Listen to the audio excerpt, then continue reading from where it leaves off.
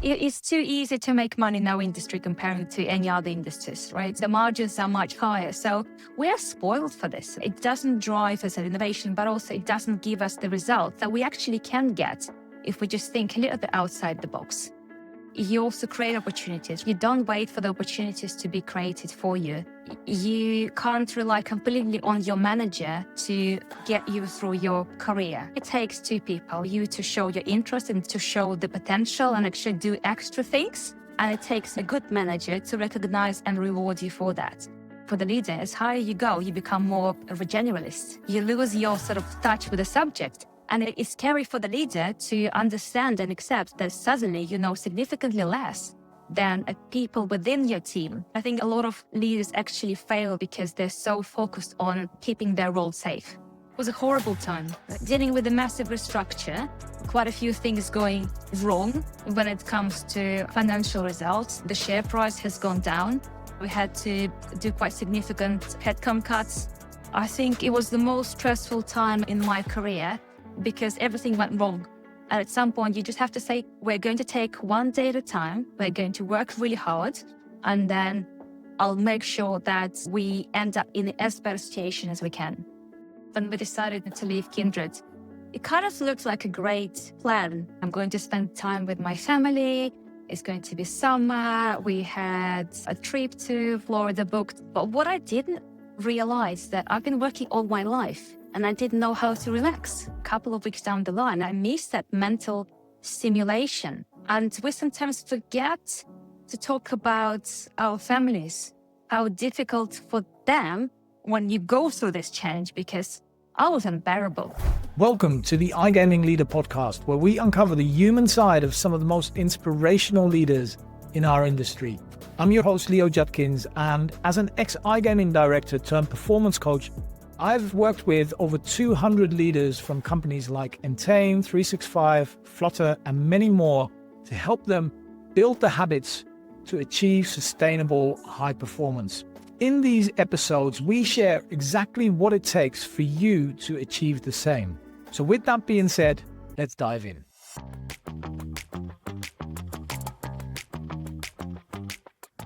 Hey everybody, welcome to the iGaming Leader podcast. I am here with Elen Barber, who's gone from affiliate manager to CMO at Kindred in 9 years. She managed 550 people through Swedish regulation, $100 million fine, pandemic, chaos, the worst crisis in the company history. But really when most people create distance, most executives create distance between themselves and the team. Elen is actually somebody that used to walk the floor making tea for a team.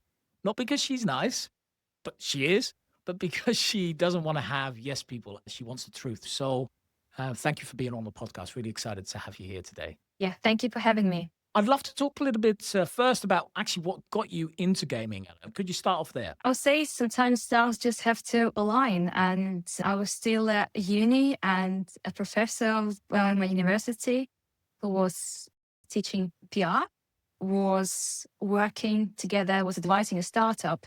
And they were looking for marketeers. And there were sort of two options, either to go the Forex route or to go the gambling route. And I felt like working with money is it's a bit too scary. So I chose the gambling route. And I didn't know anything about it. I think when you are young, you just haven't got that fear, right? You don't overthink. So I was thrown into deep water, given the email address, right? What message to write to affiliates. And there we go. And really quickly, I realized how dynamic this industry was. That time it was a pretty much Wild West. It was really exciting, right? You could do whatever you want. It was all about building the relationship, negotiation, and creating the trust with your partners, which I think actually served its purpose when it comes to being a leader, because you want to have that trustworthy relationship with your team, that you're always going to have their back and they're going to have your back. But yeah, that's how we started. Thrown into the deep water, affiliate manager. And 5 years later on, I moved to the UK and I joined back then Unibet. You said something like that you chose PR because you excluded every traditional profession, and your professor told you something like internet marketing has zero future. That obviously that didn't age very well. No, that didn't. No, what is it about you that always makes you comfortable with being the outlier or maybe the challenger there? So actually, there were two different professors, right? So the one that got me into the job, she was sort of younger and she understood the possibilities of that role. But it was my final work at the university that I was doing around affiliate marketing. And they just didn't see the scale or the potential of it because it just didn't really exist at that time. I wouldn't call myself as a challenger, right? I would call myself more of an innovator. I like to look at the causes, right? And what the foundations of a problem that we're trying to solve and start from there. But it's always interesting to look for alternative solutions because that's what makes, I think, the job really exciting. Otherwise, it's just the same old thing again and again and again. And I think especially about our industry, right? We are actually doing the same thing again and again. So we are really, as industry, lacking, I think, innovation or sort of different way of thinking. So I like to challenge that. I was actually talking to somebody about it last week. It's so easy to just make a copy of something and still make a ton of money, right? So there wasn't a real drive for innovation because copying would just work, right? Do you see it the same way? It's too easy to make money in our industry compared to any other industries, right? So I think the margins are much higher. So we are spoiled for this. But yes, it doesn't drive us at innovation, but also it doesn't give us the results that we actually can get if we just think a little bit outside the box. And there are foundations that can be the same, right? Especially when it comes to technology and things like that. But when it comes to strategy, I think you really need to make sure you adapt your strategy product to product, right? Or from market to market. So you really can't copy paste and you shouldn't copy paste because at different also points of time, you're working with completely different audiences, different people. It's the same as you and me. Imagine yourself 10 years ago, you were a completely different person and your values, right? And your hobbies, right? Your challenges were completely different and it's obviously not going to work. That makes a lot of sense. Hey, Ellen, you went from affiliate manager to CMO. In 9 years' time, you had 6 promotions. I would love for you to walk us through that. Not so much the promotions itself, but like the moments that happen are the moments where you think, you look at the job above you or however you want to call it, right? The next stage in your career, you think, oh, maybe I could do that. And then there's a time it takes until you think, I can actually, you believe that you can actually do it. So I'd love for you to talk a little bit about that journey and those steps that you took and the mental challenges were to getting ready for that next level and how you got there. It's a really good question because I don't think there is every single step was a different challenge. It was a sort of different approach to it. But I think what I always say to people, you also create opportunities, right? You don't wait for the opportunities to be created for you. And you can't rely completely on your manager to get you through your career. So I think it takes two people. It takes you to show your interest and to show the potential and actually do extra things. And it takes a good manager to recognize and reward you for that. So that's what I've been sort of doing, I think, throughout my life is creating these opportunities for myself, and was really lucky, enough through my career to have people around me that recognized these opportunities and rewarded me with the promotion. But it always started from me and taking that first step. I think it also that as the industry was developing and the marketing was really sort of changing, that also kind of played in my favor. So the different channels, as more markets got regulated, the different channels got created. So I took that responsibility without asking for any sort of pay rise or title, and as a result of the hard work.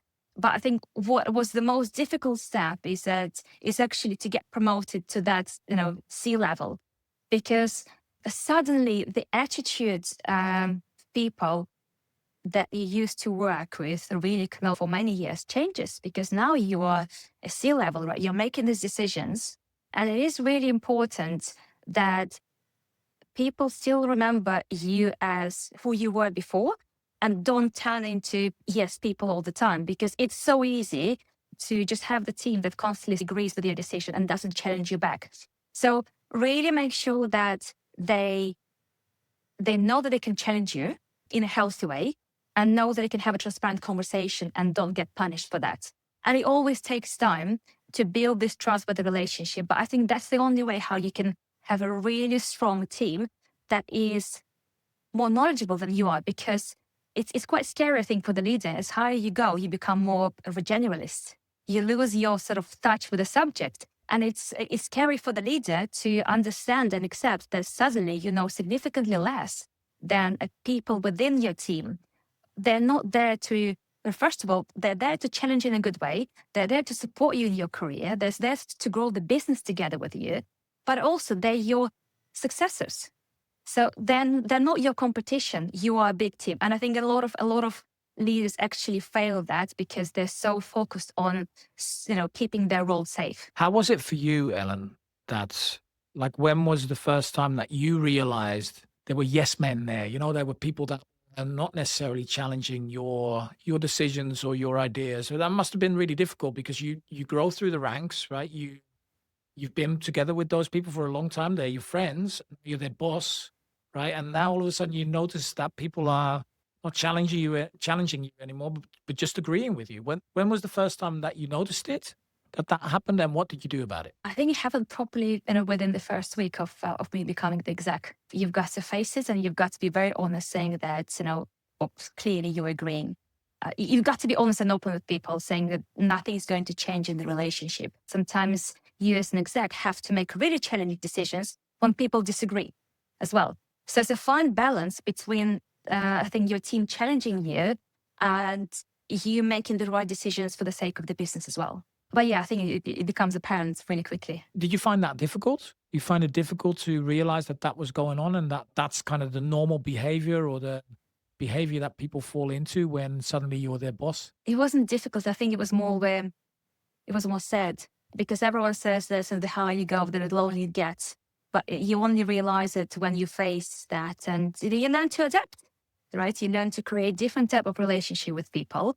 But yeah, that's the nature, I think, of humans. The higher you get, the lonelier it gets. It's so true. You don't realize that before you actually get to that C-level position. You don't realize that that's actually true. You hear it, but you don't experience it. So that must have been a bit of a slap in the face when you're in such a family environment almost for such a long time with Kindred, and suddenly you feel alone. I don't think I ever felt alone, right? Because then you are in a different. I was so lucky, I think, with Kindred, right? It was a really big family, as I said to before, right? It was a place where I grew up, physically, right? Starting when I was 27, working there for nearly 14 years, and then professionally, I've managed to keep sort of a circle of my friends or some acquaintances that I sort of work with and like spending time with, but also expanded my relationship into the new circle of the exec team. It was an amazing team to work with. I remember Brit really taking me under her wing and looking after me and telling all the stories how she grew up through different roles in the company. And you never feel that you are alone. It probably doesn't happen, in many companies. So I don't think that my experience, it was a traditional becoming an exec. You reminded me of Brit earlier, actually. It's funny that you mentioned her name just now. You reminded me of her when you were saying about how you take that role. That's what she said on the podcast as well. She said, you don't ask for the corner office, you take it. I will remember it forever. I think it's the drive, right? That drive has to be in you, right? Because if you're passionate about something, you have to drive it through. Has it always been like that for you? That you take the extra step, you go the extra mile, you do the extra work, and then things will happen as a result of that? Or is that something that you learned early on in your career that's maybe the better approach to take? I never had a different experience, right? That's my personal attitude to work. So that's probably not the easiest way because you have to work, more to get rewarded and hoping that you are in the right surrounding and for people to recognize, because there's so many examples when you go an extra mile, you extra hard, but then you don't get recognized. So I was really lucky that I chose throughout my career to work with people that trusted and supported me, and we grew together. Yep. And how did you feel about other people that you maybe saw in your career that were also making progress, taking a different approach, maybe taking the approach of trying to win people over when perhaps you knew from just working with them that they weren't that great? We've all seen those type of people in our careers, right? That kind of, I don't know, they escape somehow the scrutiny that we seem to have to go through. How did you feel about those people and seeing that progress happening? Did you You feel frustrated by it? Was it just part of the role? How do you deal with those kind of things? That's a good question. I think you learn with time to accept it. This is completely out of your control. And there is no point in worrying and sort of getting agitated or angry about it, because there is nothing really you can do. It is out of control. That's their choice. And if it's not your choice, just leave it to them. Yeah, the let them theory. I like it. Let them, yeah. It's such a great mindset. I completely agree. But it's not that you're ignoring it, right? If it's something that bothers you, right? It's something that affects you, right? It doesn't mean you should completely let it go, right? Because it's obviously, there's you have to change it. Rachel Morris, an amazing individual. She used to put me in different chairs. So we'll be in the same room and she'll put 2 chairs. Say, well, Ellen, you sit in this chair, and how are you going to feel if everything goes exactly the same way? If these people around you are sort of going to keep on annoying, right? Or you're not going to get the outcome that you're after. And then let's move to another chair, right? So if you make some changes. And then she taught me to wear different hats. It's an amazing technique, right? Because you learn to lead these emotions and then train yourself like, well, I don't want to be in this angry, anxious state of mind. I want to be in peace, right? I want to be happy. So there's certain hard choices that I've got to make. And if we're talking about sort of people that support you in your career journey, and Mel Robbins talk about it, right? You can work extremely hard and you can go an extra mile and you can have conversations with your manager about your career progression. But if that manager doesn't recognize you and you've done everything that is in your power, what's the only choice that you're left with? You've got to leave and you've got to find a better place. You can go on and get frustrated and not look for the job.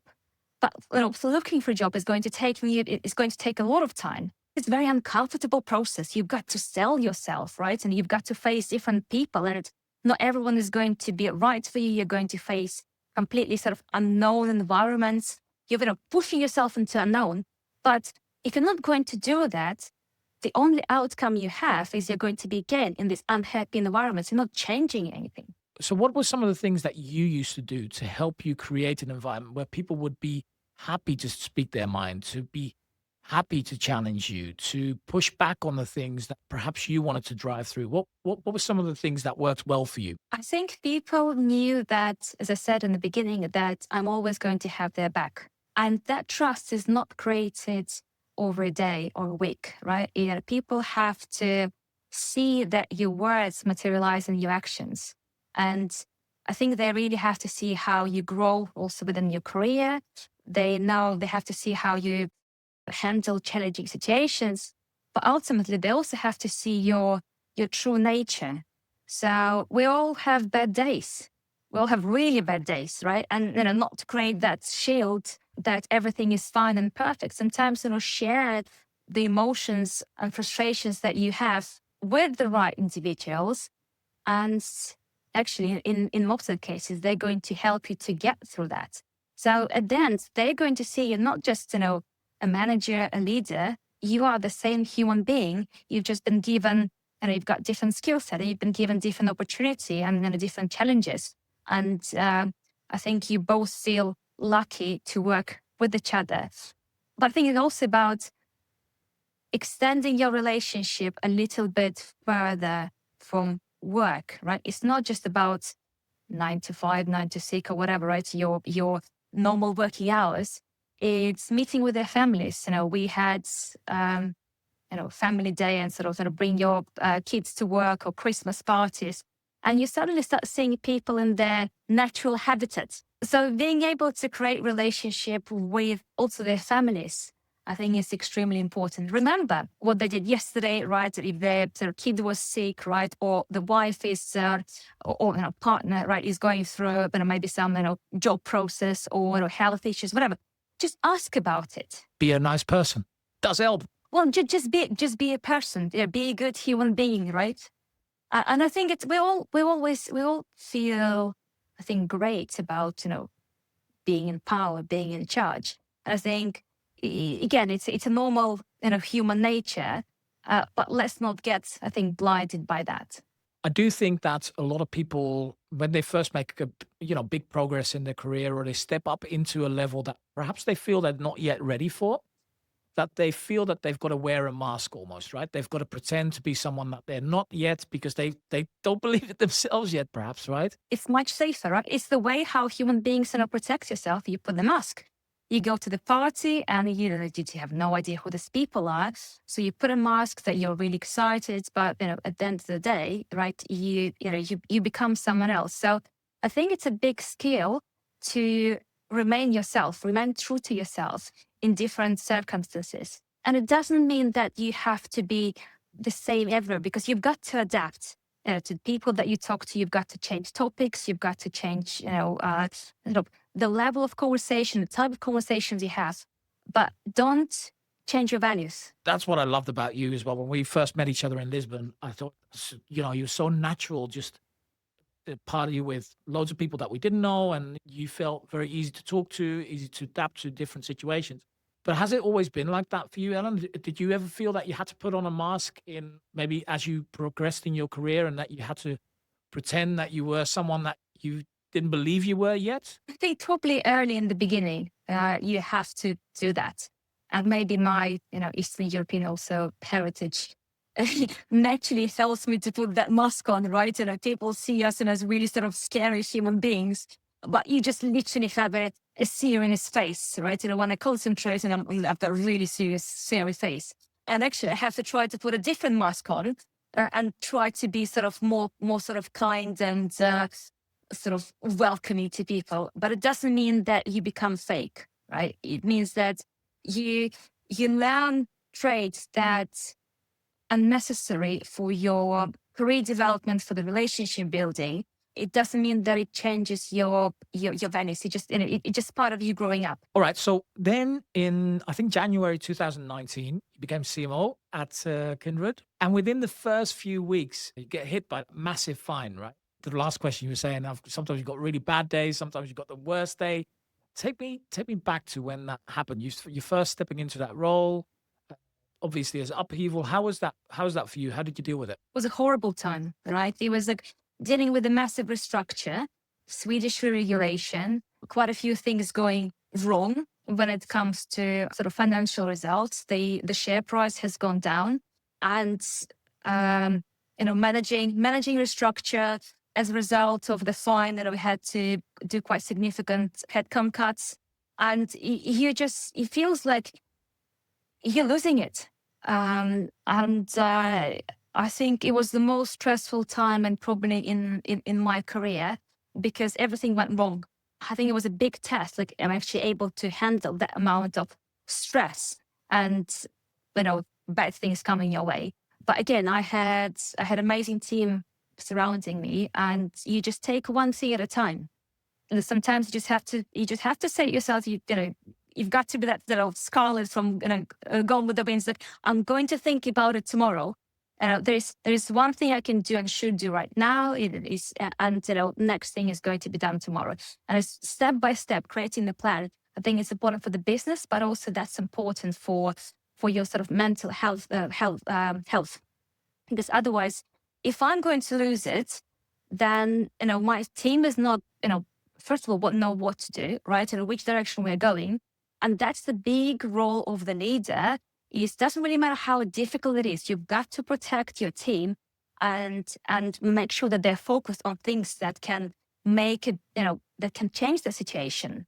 And this is exactly what I think I did. I think it was a great stepping stone. It was a great lesson for me, early in the days. And sometimes I'm really grateful for challenges like this that come my way. When you think back to it now, do you remember the days?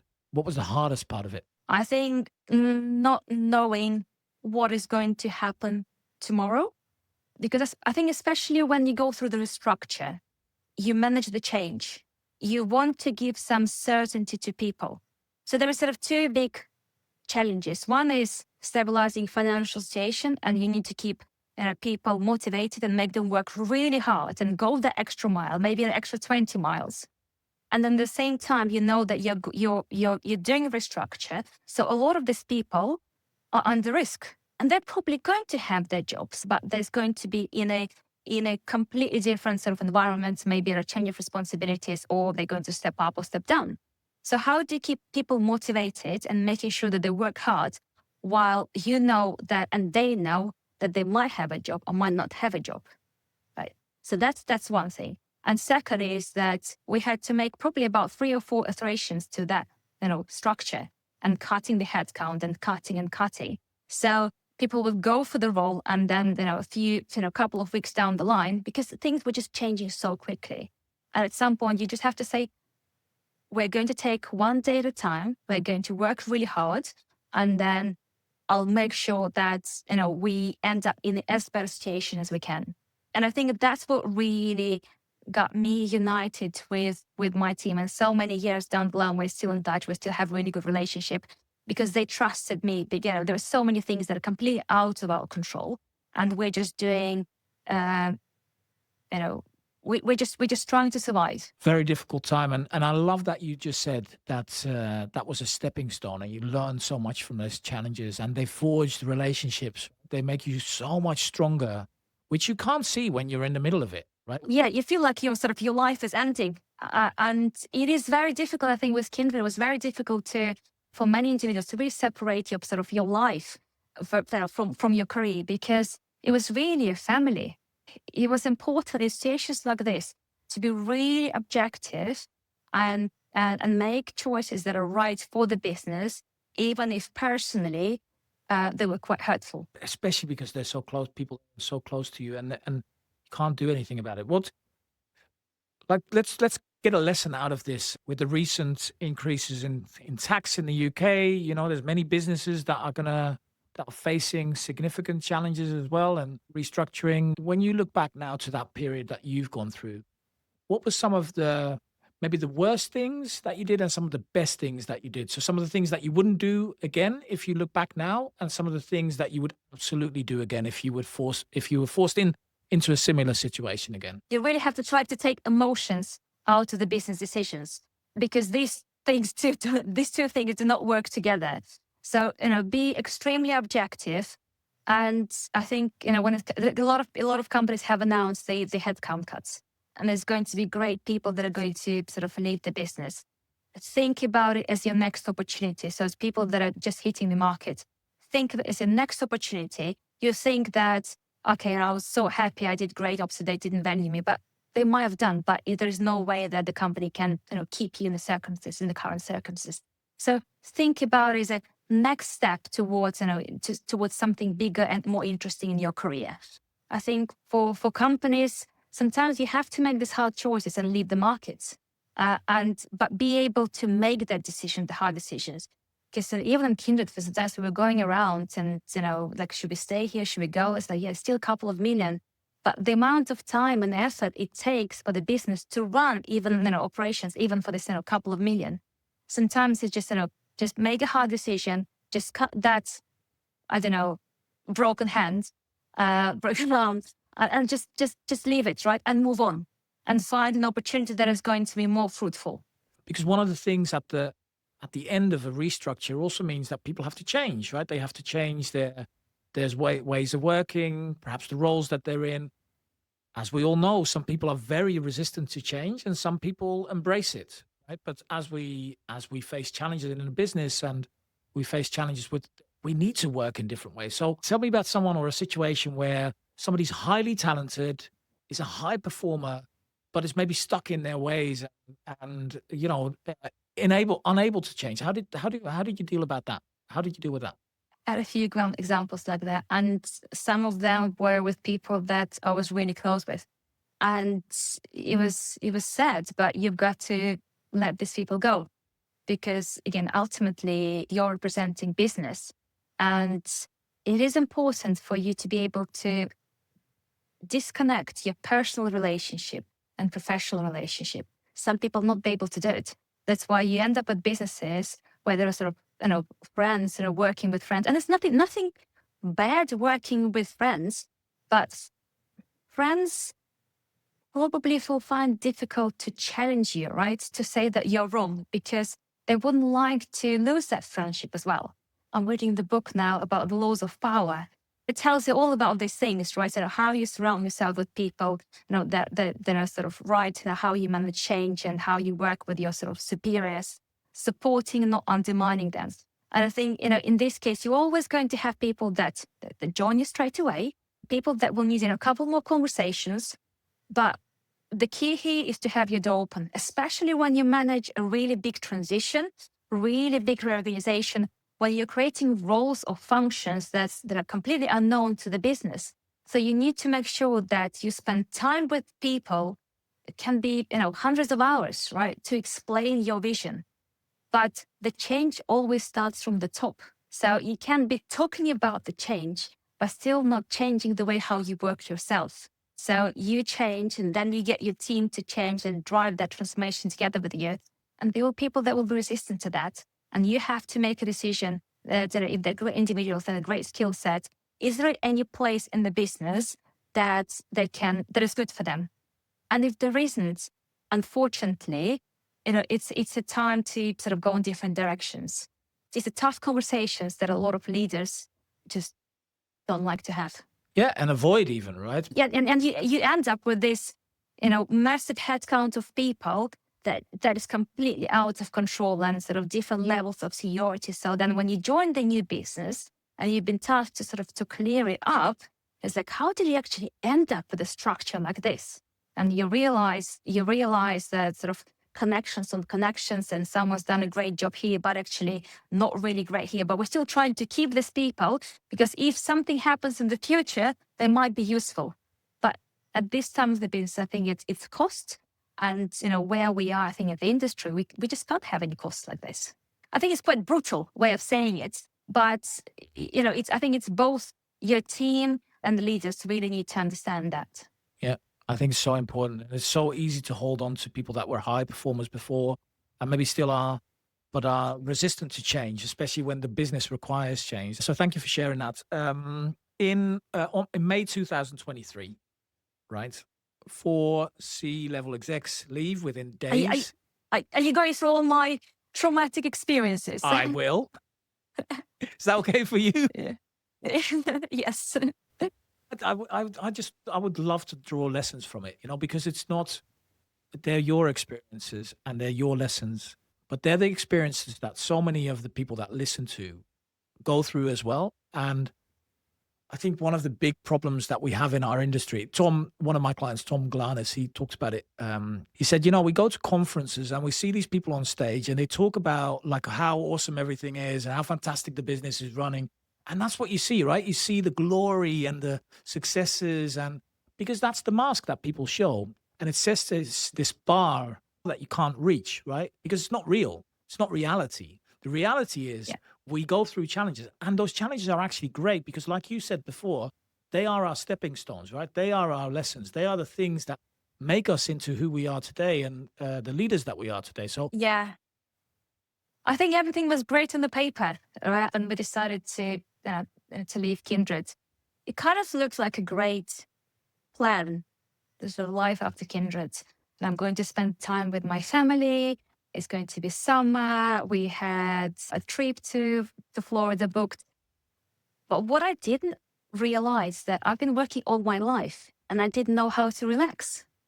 So I think, very, very quickly, a couple of weeks down the line, I realized that I missed that mental stimulation. And we sometimes forget to talk about our families, how difficult for them when you go through this change, because I was unbearable. I didn't think it at that time. And I kept myself, I think, as busy as possible. And one of the great achievements, I went to Harvard. I did the executive course there, 4 months that really kept me busy.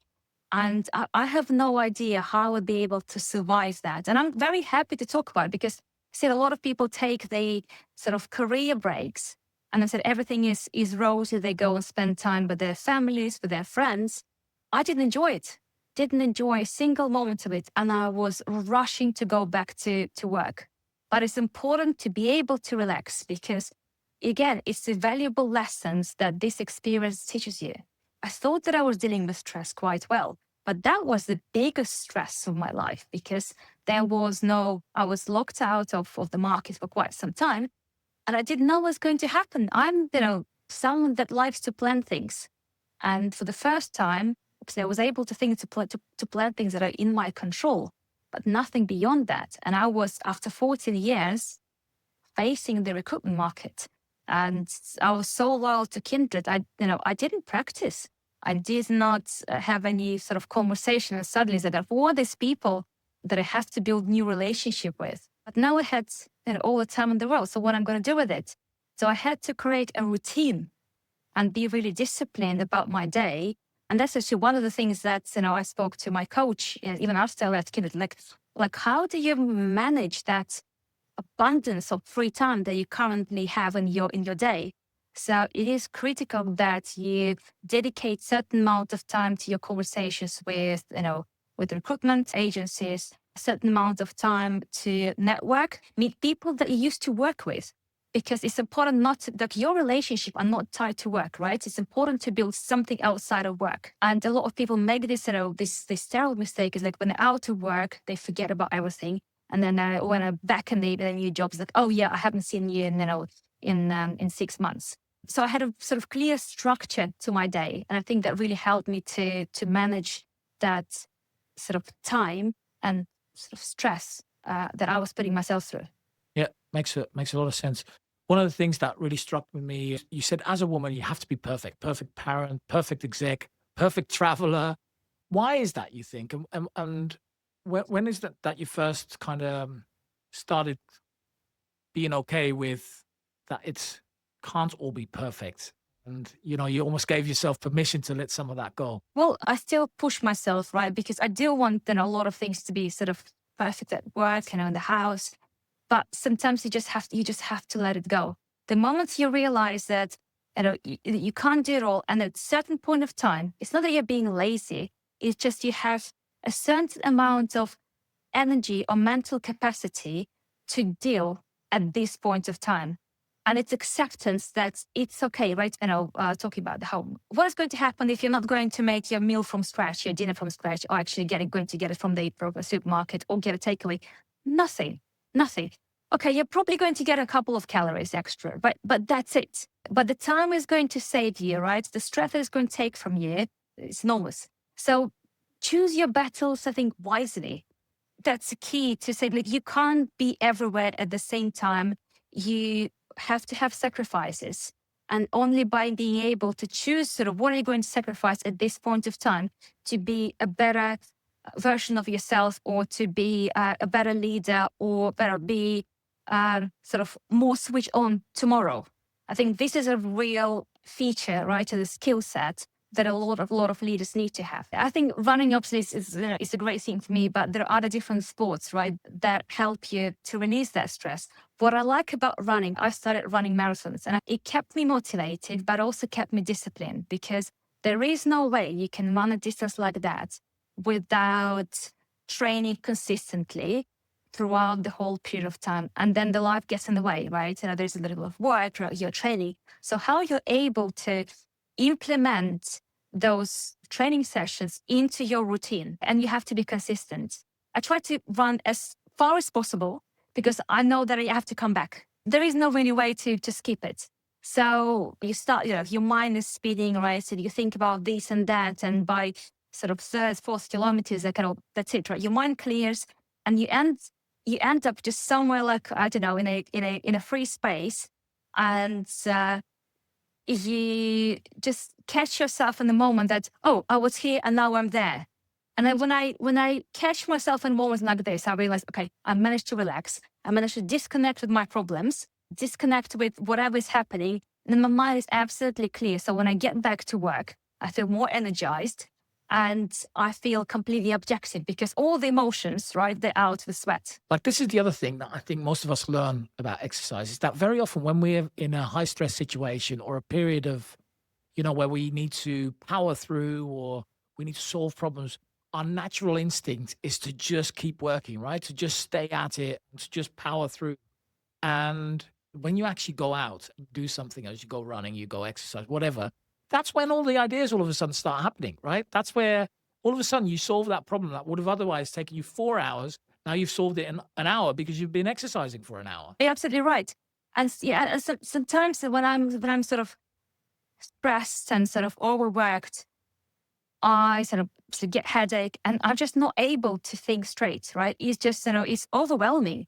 So take a break, just go to bed and then do it in the morning, because you're kind of like pushing through unnaturally sort of your body to do something that your body doesn't want to do. And it's good to challenge yourself, but listen to your body, and the outcome, right, you're going to get after that, when it's rested, right, when it's full of energy, is going to give you more things back than at the time when you're really trying to push for the resources that it hasn't got. So I think as we all get older, right, we really need to learn to listen to our bodies. Yes, for sure. And learn to recover. Yeah. Hey, I want to change gears a bit. A couple of really quick questions. First thing that comes to mind, right? So first question for me. What's the leadership advice everybody gives that you think is absolute bullshit? I don't think I've ever received any bad advice, or even sometimes when I was given advice, just and let it go. And I found it difficult to let certain things go, and I was still fighting for it. It was actually a really good advice because, I was maybe reading the room. So I don't think I was ever given a bad advice. That's a good answer. I like that. All right, okay. All right, second one. What's the mistake that you keep making even though you know better? Could be personal or professional. I want everything being done right now as soon as possible to its best ability. And I know that's not possible, and I keep on telling myself, but my first intention is always like, let's do everything. And then I calm myself down, and put in perspective, okay, let's break it into pieces. Like, it's not, we're not going to get it all done, but I want it all. It's all or nothing. Yeah. Okay. Makes sense. What's the one thing that you would like to be remembered for? Being a good leader. What does that mean for you? People thinking that I will always have their back. Someone that can stay true to itself in most difficult situations, but also someone that has challenged stereotypes, challenged sort of traditional ways of working, and broke sort of the boundaries and the silos. And my last quick question, what's the hardest decision that you've had to make in your career, and what did you learn from it? I leave the job that I love, because at that time that was the right decision, but it also was the most difficult when I left Kindred.